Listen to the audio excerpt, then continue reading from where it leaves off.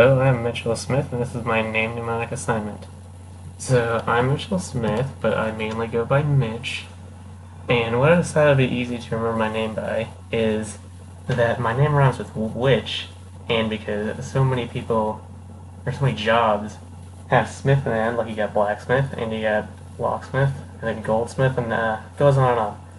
But pretty much I thought it'd be easy because witches and blacksmiths are thought of like in the same grouping. And so you think of witch and blacksmith, it's Witch Smith, and which Smith are you? Oh, it's Mitch Smith.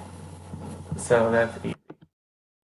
So I am from Dallas, Texas, and some of my hobbies, I love to fish, and I love my two dogs, which you can see. I transferred in from Texas A&M Corpus Christi. I was part of a big event there. It's me right there. And so my major now is political science, and that's my name and my assignment.